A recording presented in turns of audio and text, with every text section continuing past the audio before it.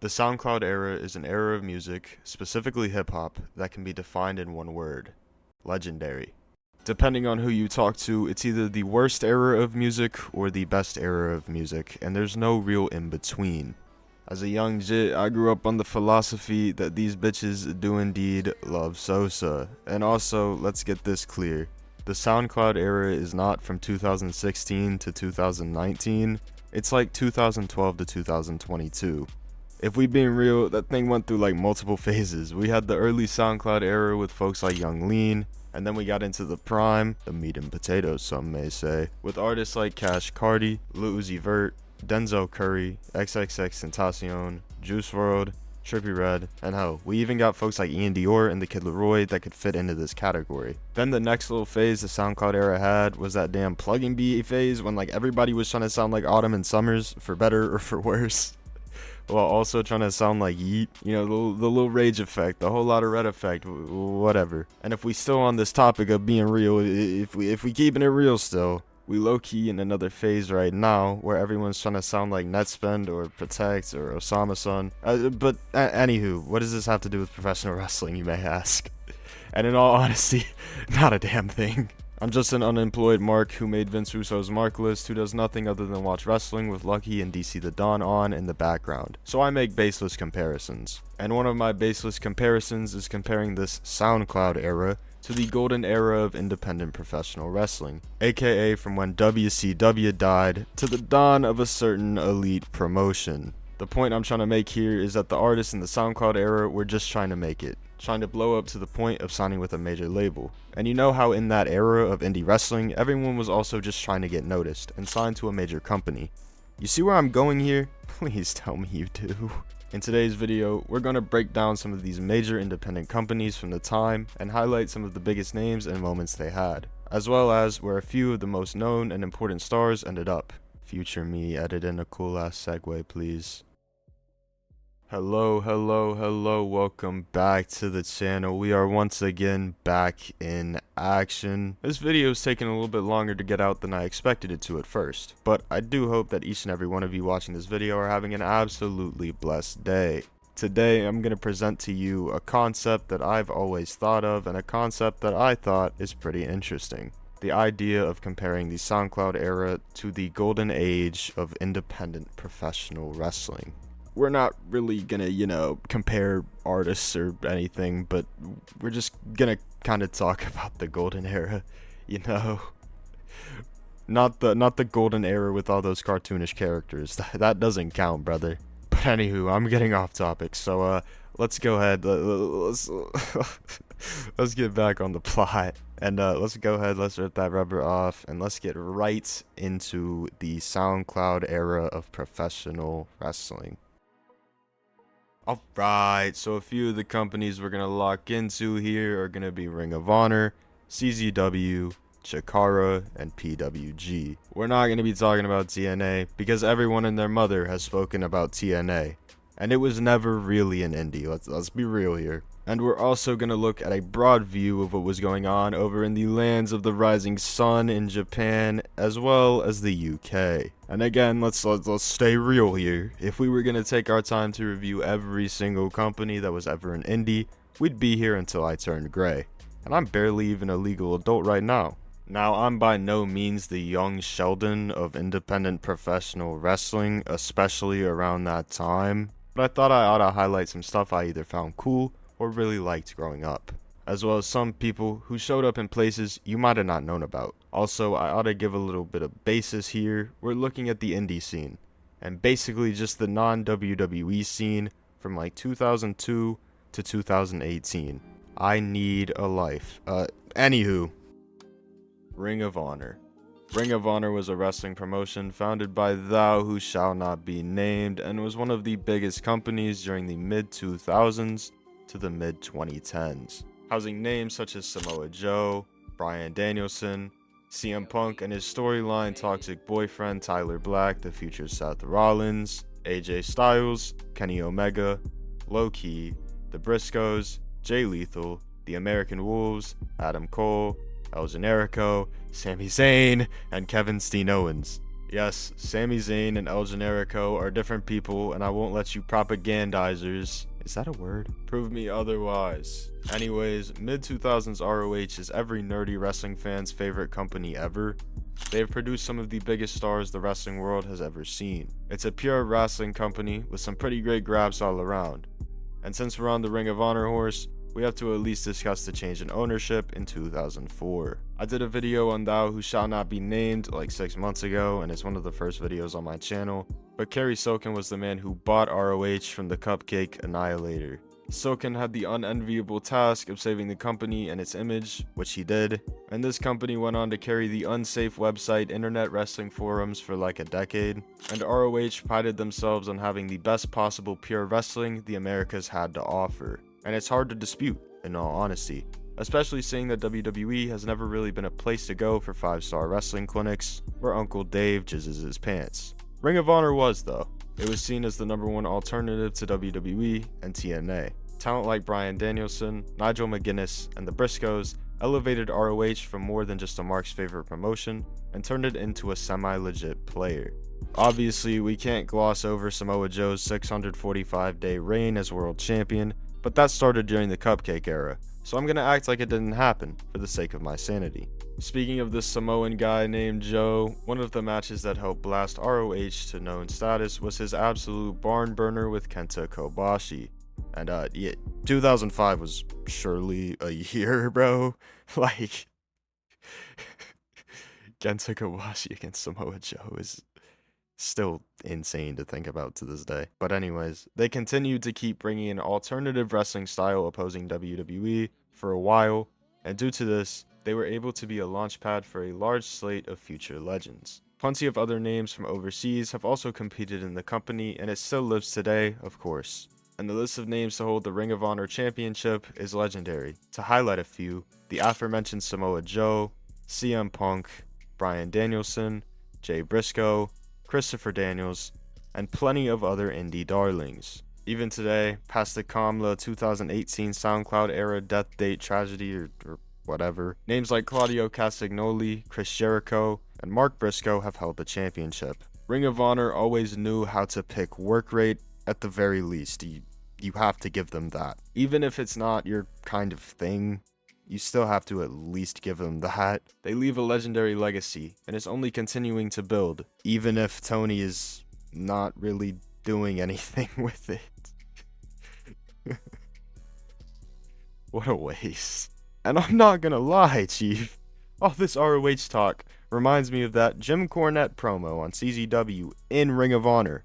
Speaking of which, Combat Zone Wrestling and all the crazy deathmatch companies. Oh boy, oh boy, oh boy.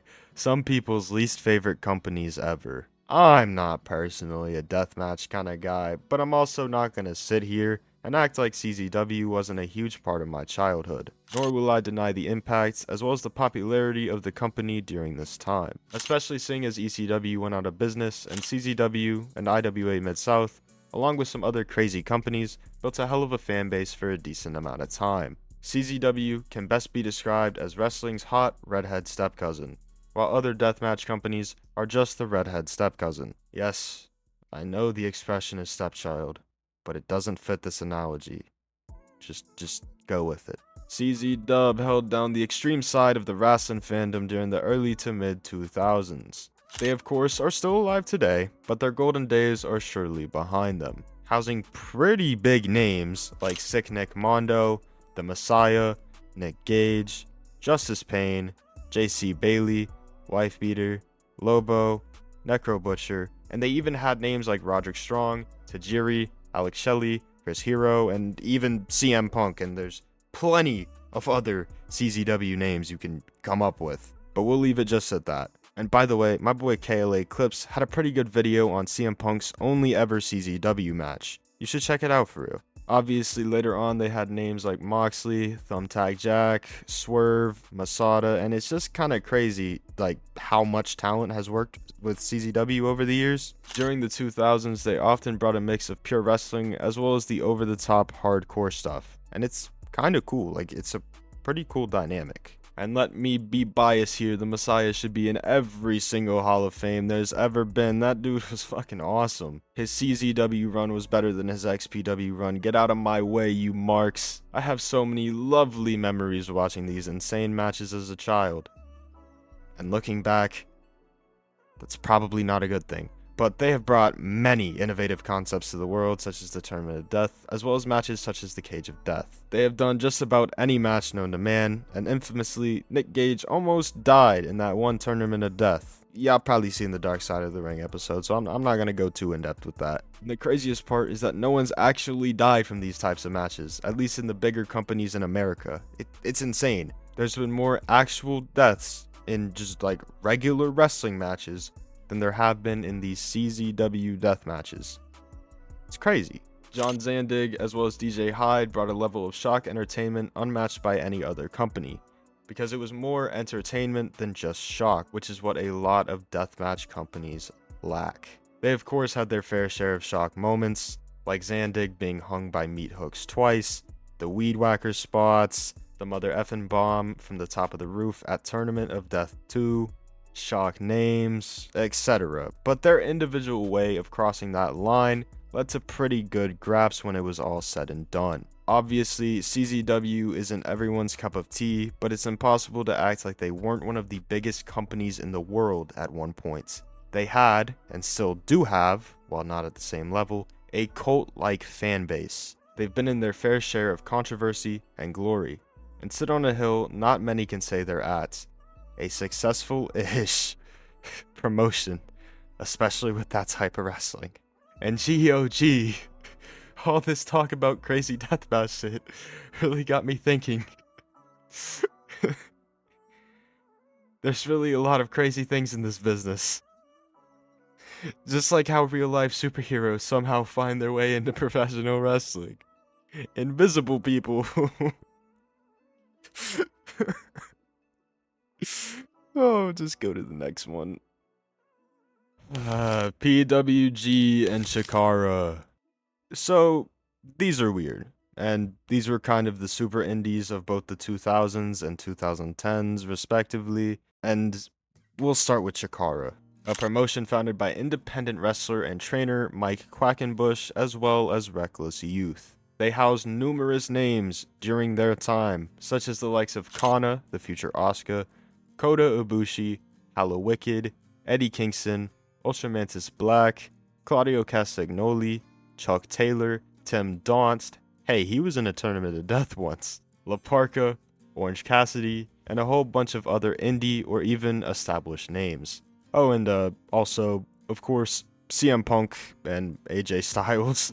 And I'm not trying to repeat the same names as I did earlier, so forgive me when I'm naming these types of people that appeared in these companies. Anywho, founder Mike Quackenbush has trained countless professional wrestlers who have gone on to do great things in the industry, and many of which have competed for Chikara. Some of those names include Aleister Black, Chad Gable, Claudio Castagnoli, Wheeler Yuta, as well as the aforementioned Hallow Wicked, Eddie Kingston, Orange Cassidy, and Tim Donst. Chikara brought an interesting dynamic as it mixed lucha libre with a puresu and sports entertainment kind of style, almost cartoonish-like characters against legit badasses. This is the type of shit that gives Jim Cornette a literal heart attack, and speaking of Cornette heart attacks, Pro Wrestling Guerrilla.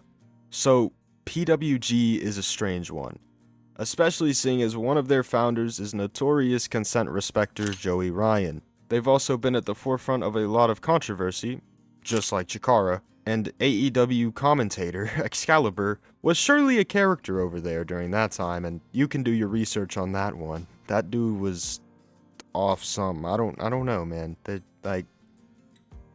Wow. It's not a good look looking back on it, man. It really just isn't. However, PWG was the West Coast indie for a decent amount of time. Their first show featured the Samoan named Joe and AJ No Stylist Styles. Nobody has ever referred to him as the Destroy Lonely song name before now, and I'm happy that I'm the first one to ever do it in the history of the world. And when I say everybody that was ever on the independent scene showed up in PWG, they did. So many people, bro. So many people. Doug Gorilla had a bunch of pay-per-view names that sound like they came directly out of an edgy 4chan board and presented both comedic as well as pure wrestling. Do y'all remember that Chuck Taylor spot that made Jim Cornette cream in anger? I think it was the grenade spot. Yeah, that one happened in PWG. Don't get him started on Pro Wrestling DDT, alright? Or DDT Pro Wrestling. I don't remember which one it is, but who really cares? It's DDT, man. But PWG had a lot of names such as the Young Bucks, Kenny Omega, yada yada, a bunch of names I've already said, and oh hey, CM Punk made a couple of appearances here. So did AJ Styles, and yeah, lots of people. I have recognized more people that have worked here than I recognize from any other company I've been researching. And to draw a Kamla comparison between these companies and some rappers, PWG and Chikara are like the Lil Pump and Smoke Perp of the wrestling business, while people like Corny are a very, very, very, very angry version of J. Cole. Oh, what am I doing to myself? Just move on already.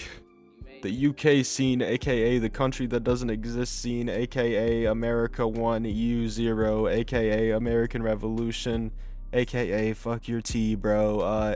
So anyways, the UK scene. This perhaps was the strongest form of professional wrestling through the 2010s. The UK scene may have had its strongest years ever during this period. While we're not doing a deep dive on any specific company, we just can't leave out the likes of RevPro, Over the Top Wrestling, or even What Culture Pro Wrestling, the latter in which has had numerous videos discussing its downfall right here on the YouTube platform. WCPW was really one of my grails in the young Noah lore, what you know about it? And the UK scene brought numerous stars to the forefront, many of which went on to be huge in the Western market, including the likes of Walter or Gooner, Will Ospreay, Tyler Bates, Pete Dunne, as well as Drew McIntyre during his stint away from the WWE. And I ain't gonna lie, gang, that Will Ospreay vs. Walter match will forever be stuck in my brain as one of my all-time favorites. Y'all know the one I'm talking about, right? That boy Walter really just be beating the shit out of people, and I love it. I love it. Please bring back the Ninth Symphony, WWE. Please. The scene was thriving up until a certain point, and I hate to say it, but NXT UK being established definitely killed the scene for the time being. They seem to be potentially making a comeback though, so hopefully a company emerges and we can get another generational UK scene run. And speaking of generational runs for an entire country's wrestling scene, let's talk about the Japanese wrestling scene, why don't we? I could spend all day talking about Joshis and whatnot, but we'll save that for a later date, alright? During this time, the Japanese wrestling scene garnered the most amount of attention from a Western audience it had ever received. Numerous promotions thrived, and New Japan was a legitimate competitor to WWE. And the rise of the Bullet Club is similar to the rise of someone like a Lil Uzi or Cardi, in the way they changed a lot of how we view wrestling on the Western side of the world. Yes, that is a huge stretch. And no, there is no validity to what I just said, but we're gonna keep moving, we're gonna keep going. We're gonna keep sticking with it. Of course, the Bullet Club was everywhere in the 2010s, but it stemmed from New Japan. I mean this in the best way possible. The internet wrestling nerds had an entire era of wet dreams from 2010 to like 2017, when it felt like Japanese promotions couldn't miss. Wrestle Kingdom was unironically getting similar internet hype to WrestleMania in the mid-2010s. The Japanese scene in total put out star after star that would make the jump to the West, including the likes of Kazuchika Okada, Finn Balor, Asuka, Kenny Omega, Will Ospreay, Io Shirai, Kairi Sane, and the list goes on and on. There's name after name. And you just be knowing I gotta find a way to talk about Shibata. So obviously, I have to take the time to mention and appreciate one of my favorite matches of all time. Tomohiro Ishii against Shibata. Dude, that match, it did something to me, man. It did something to me. I don't know what it did, but it did something. And we gotta mention it. These promotions made so much money during this time. The likes of Pro Wrestling Noah, hey, that's my name, Stardom, Dragon Gate, Pro Wrestling DDT, and hell, even Freedoms were all thriving through this time. And once again, keep in mind, this is from like 2002 to 2018. The only reason I said that was for a transition, and so yeah, and speaking of 2018, anyways, it's time to talk about All In, and talk about the dying days of this quote-unquote era that I just made up 10 minutes ago. Not anytime soon, Dave Meltzer says when asked about whether or not Ring of Honor could sell out an arena of 10,000. And you best believe that boy Cody Rhodes said, bet ho. Not actually, but you get the point. He said, I'll take that bet, or whatever Cody Rhodes lingo is. Anywho, All In, a show in which took place in Illinois, running out of the then Sears Center, which is now the Now Center. That's a horrible name. Took place on September 1st, 2018, and it drew 11,263 people. So it did even more than what Dave said it couldn't. That's some crazy work, Dave. Like, you had a whole banana stuck down your throat, bro. But this was a show that forever changed the landscape of professional wrestling. A card in which featured talent from the likes of New Japan, Ring of Honor, AAA, and it even featured the NWA World's Heavyweights and Ring of Honor World Championships on the card. The show featured talent such as the aforementioned Cody Rhodes, Kenny Omega, the Young Bucks, Nick Aldis, Kazuchika Okada, Pentagon Jr., Christopher Daniels, Rey Mysterio, and plenty more. I honestly forgot that Rey Mysterio was on this show. So there's your reminder.